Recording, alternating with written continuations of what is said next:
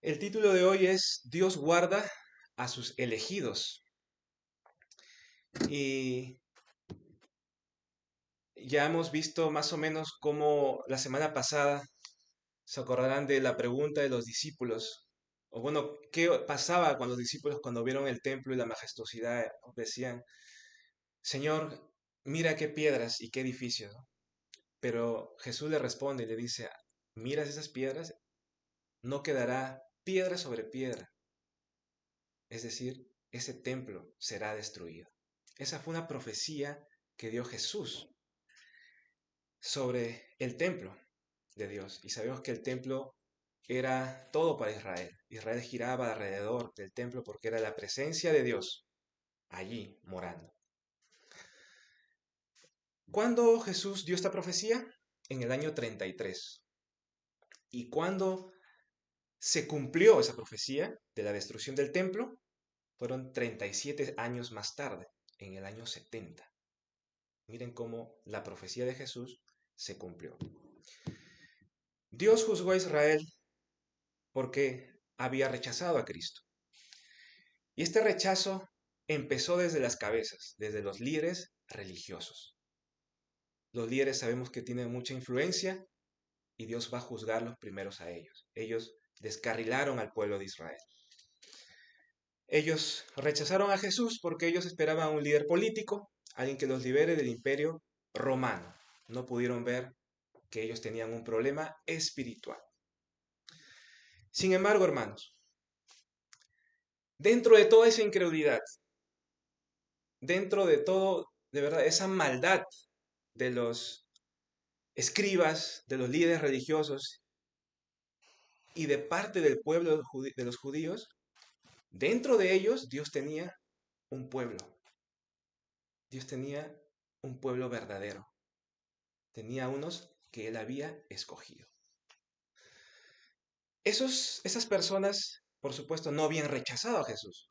Por ejemplo, José de Arimatea era un líder religioso. Él no había rechazado a Jesús. Él estuvo en contra de que lo crucifiquen y él fue un seguidor en secreto de Jesús.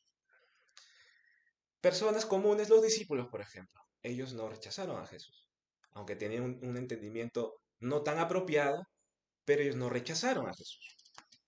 Entonces Jesús tenía pueblo, Jesús tenía personas que él había escogido.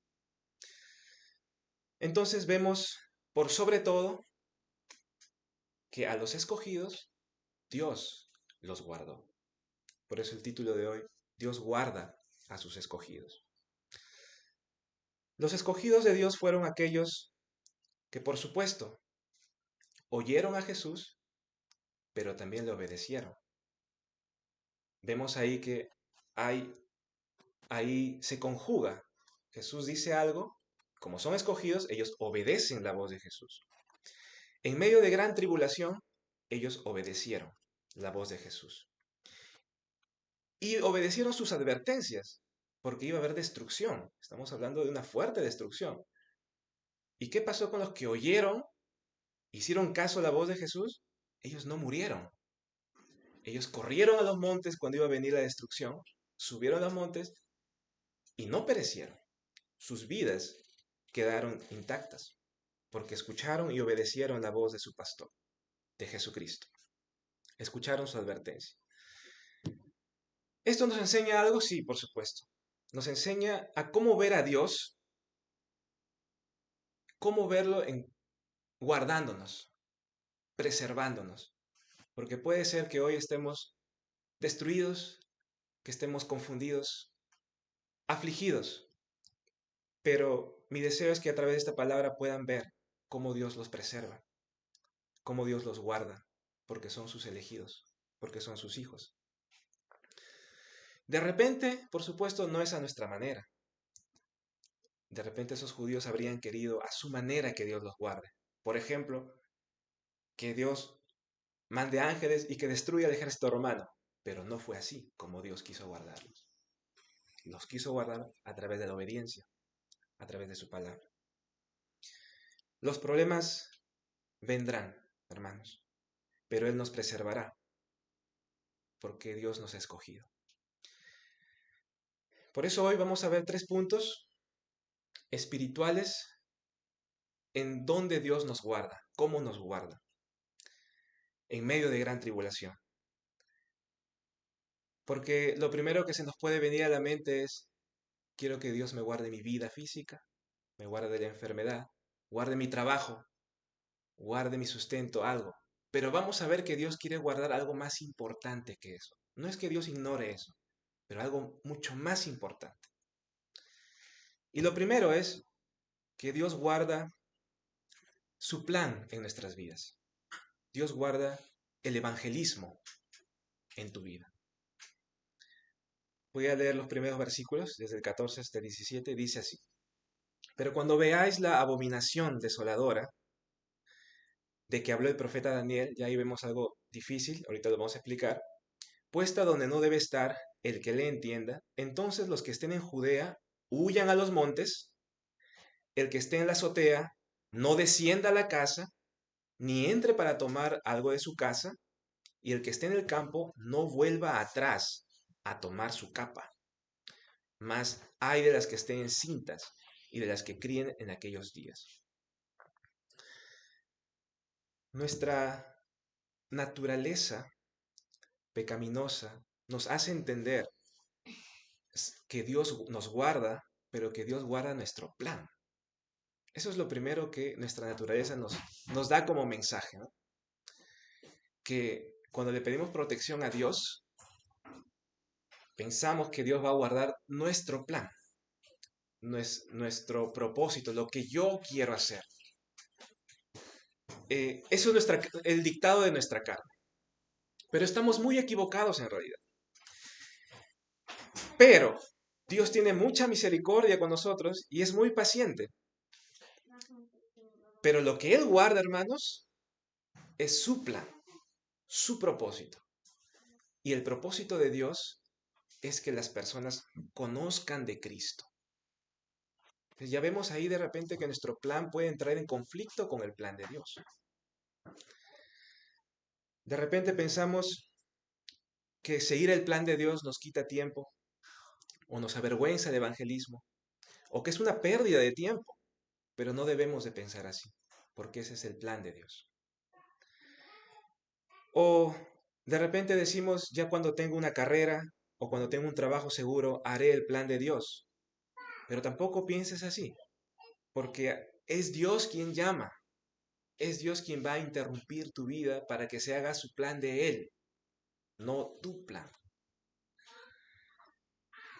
Y por supuesto el evangelismo, hermanos, no es solo palabras, sino es una vida que refleja a Cristo.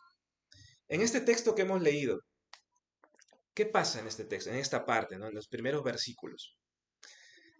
Que Jesús les responde a los discípulos cuándo va a ser destruido el templo. ¿Recuerdan? Esa era la pregunta de ellos, Señor, ¿cuándo sucederán estas cosas?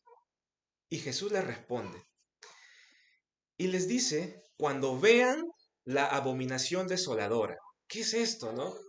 De verdad, esto es complejo, pero Dios creo que nos permite comprender. Y ahí dice, ¿no? Prácticamente nos dice, lean al profeta Daniel de qué habla. Y Daniel habla de esto. 500 años antes de Cristo, Daniel había profetizado esta abominación desoladora. ¿En qué consiste esto? En que el templo sería profanado y habría destrucción. ¿Qué es una profanación del templo? Es cuando alguien, por ejemplo, lo que pasó 167 años antes de Cristo. El rey Antíoco, Epífanes, un rey griego, él profanó el templo de Jerusalén al dedicar un altar a Zeus y al sacrificar un chancho, un cerdo. Nosotros sabemos que los cerdos eran animales prohibidos por los israelitas. Imagínense que en vez de un cordero, en el altar se sacrifica un cerdo. Era algo impensable para los israelitas. Eso fue una profanación. Pero eso ocurrió. Este rey griego entró al templo y sacrificó un cerdo y erigió una estatua al dios Zeus. Ahora bien, cuando Jesús habla de esto, le dice a sus discípulos, cuando vean algo así, es porque ustedes deben ya huir. Cuando vean esta abominación desoladora, Jesús se está refiriendo a una segunda profanación del templo. que va a ocurrir en el futuro y que ocurrió en el año 70. Y Lucas, en Lucas capítulo 21, lo dice más claro. Dice, pero cuando vieres a Jerusalén rodeada de ejércitos, sabed entonces que su destrucción ha llegado. Ahí está la señal. O sea, ¿qué quiere decir? Que el ejército romano iba a profanar el templo, iba a poner sus estandartes de su dios, el César, adentro, iban a destruirlo e iban a quemar la ciudad. Esa era la abominación desoladora que Jesús profetizó. Y eso ocurrió en el año 70. Pero vemos aquí que Jesús les advierte. Les dice, cuando vean al ejército que ya está llegando y rodeando, huyan a los montes. Les dice con urgencia. No regreses a tu casa si estás en el campo. Y si estás en tu segundo piso, no entres a recoger nada al primero, porque la escalera antes era afuerita. Entonces, baja y huye. ¿Por qué? Porque Jerusalén, va a ser destruido. Pero hermanos, en medio de esta calamidad y juicio, vamos a ver que Dios está también preservando a sus elegidos. Porque ¿para quién es este mensaje de advertencia? Para los que escucharon y le obedecieron. Y como dijimos, ellos se salvaron. Cuando vinieron los romanos, murieron 1.000.000, alrededor de 1.000.000 de judíos en Jerusalén. Pero los cristianos, no, los que obedecieron a Jesús. Por supuesto, Marcos también escribe en el año 64 después de Cristo y este evangelio tenía que ser leído en las iglesias para que ellos estén prevenidos, ¿no? Entonces vemos cómo Dios guarda a su pueblo. ¿Pero por qué los guarda? Porque ellos son la sal del mundo. Dios guardó a sus escogidos porque ellos eran los discípulos que iban a continuar su plan. No el plan de ellos, sino el plan de Dios. Por eso Dios nos guarda así también hoy, hermanos. Nosotros queremos que nos guarde como queremos, es cierto, que guarde nuestras cosas, no sé. Pero Dios guarda en ti tu evangelismo. Dios guarda en ti su plan.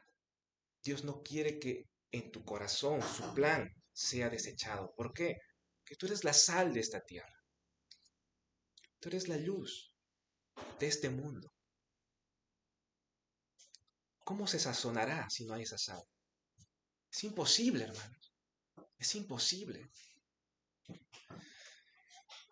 Yo sé que no queremos que nada malo nos pase, pero Dios por sobre eso va más allá y guarda en ti su plan. Tú debes de ser uno de ellos que escucha y que le obedece.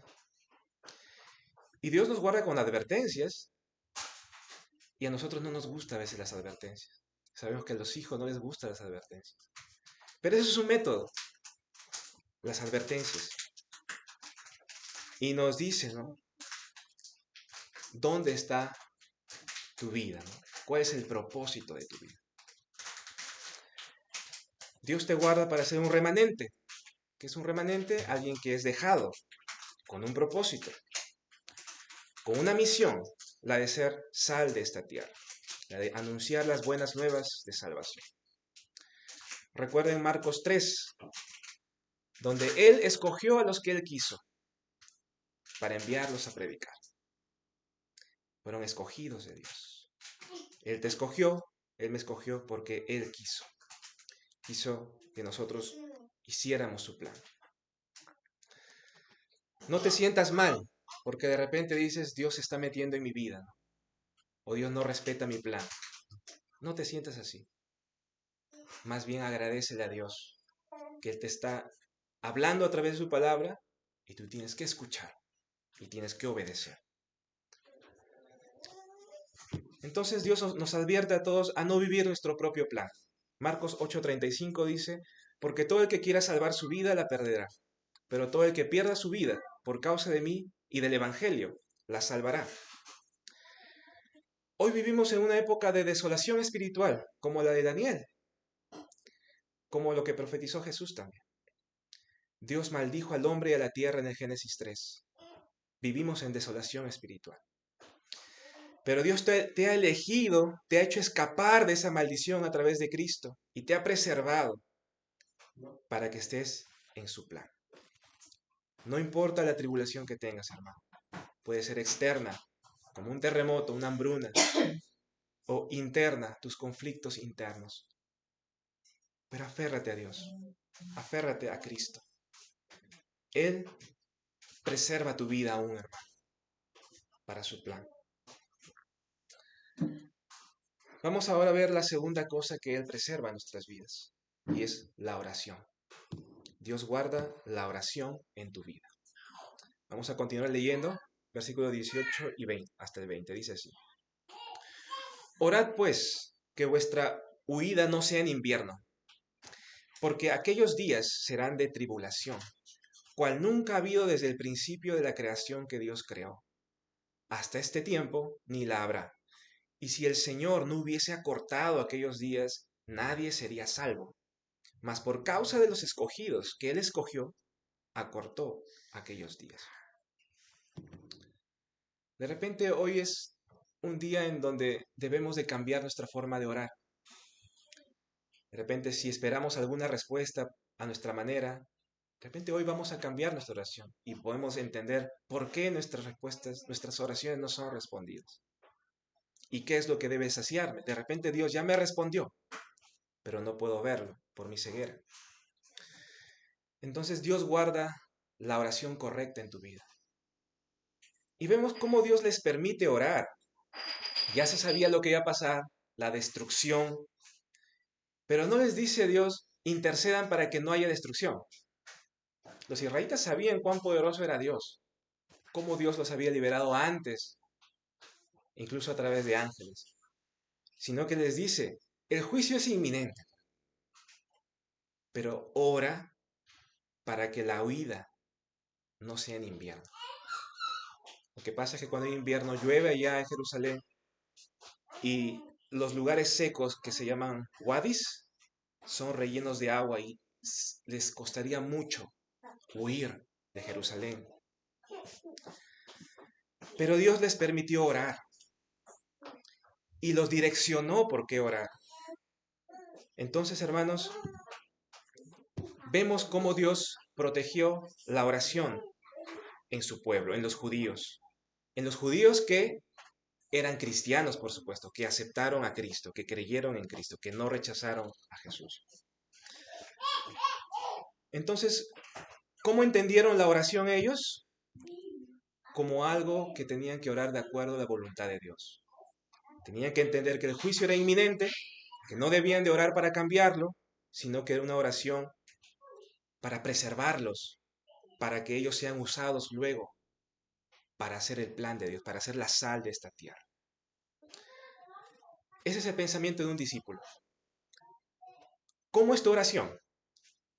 ¿Cómo es tu oración hoy? ¿Oras para que Él te preserve, para que tú puedas hacer su voluntad? Así debe ser tu oración. Que te preserve para que seas la sal de esta tierra. Dios guarda nuestra oración, por supuesto. De los escogidos como nosotros vamos a orar por esta dirección, pero Dios va en su gracia y misericordia, hermanos. A veces permite aflicciones para que se enderece esa oración. Dios en su gracia y sabiduría obra para que nuestra oración se enfoque de acuerdo a su voluntad.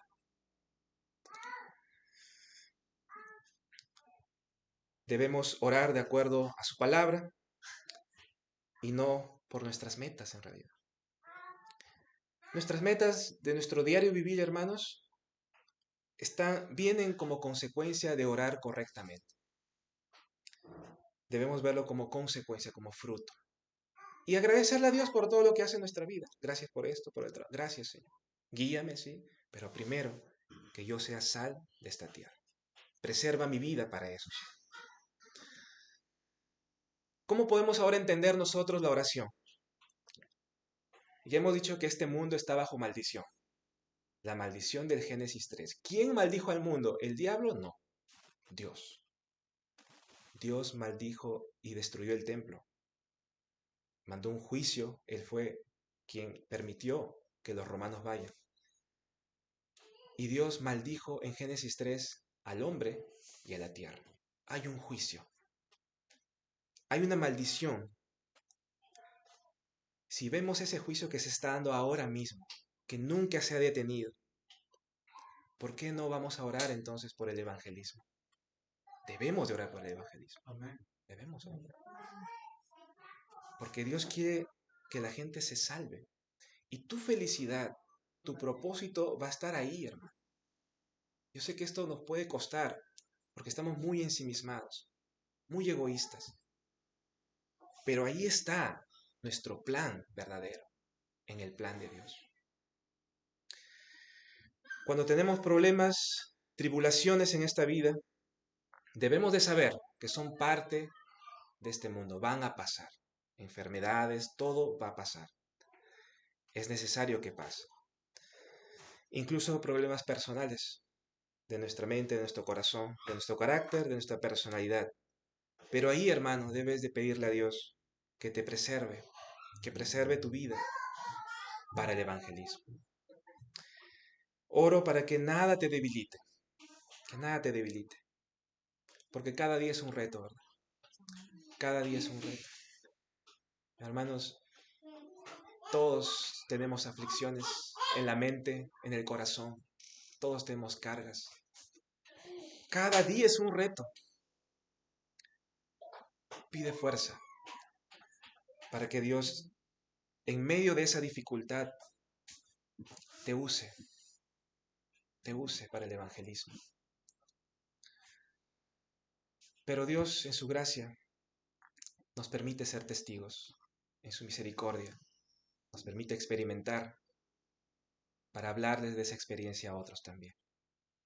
Pero, como los amigos de Daniel, que no fueron librados, ellos dijeron, pase lo que pase, no nos postraremos ante este ídolo. Debemos de orar que nuestra vida sea preservada para el evangelismo. Y el último punto, lo que Dios preserva en nuestra vida, es que Dios guarda el evangelio en tu vida. Voy a leer los últimos versos del 21 al 23. Entonces si algunos dijere, mirad, aquí está el Cristo, mirad, allá está, no le creáis, porque se levantarán falsos cristos y falsos profetas, y harán señales y prodigios para engañar, si fuere posible, aún a los escogidos. Mas vosotros mirad, os lo he dicho todo antes. Esa es la preservación de Dios. Cómo Dios nos cuida. Os lo he dicho todo antes. Eso es muy fuerte, hermano. Está todo el amor pactual de Dios allí. Su pacto, su amor. ¿Cómo nos guarda? ¿Cómo nos guarda? Entonces Jesús advierte que se levantarán falsos cristos y falsos profetas, como líderes que prometan paz, porque en aquel entonces aún quedaban 35 años de peleas contra los romanos, ¿no? O de revueltas. Entonces por ahí se van a levantar algunos falsos cristos, y hay registros de que ocurrió así. Entonces ellos, lógicamente, dijeron, ¿no? Como Cristo, tengo que tener señales de Dios. Y por ahí algunos escritos de Josefo, un historiador, que como que pretendían hacer señales de Dios, ¿no? Para tener apoyo. Pero Dios guardó el pensamiento de los elegidos. Los elegidos no se dejaron engañar, porque ellos sabían quién era Cristo verdaderamente y por qué vino Cristo. Y aquí hay algo importante que debemos de saber.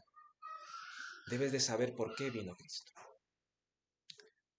Debes de saberlo bien.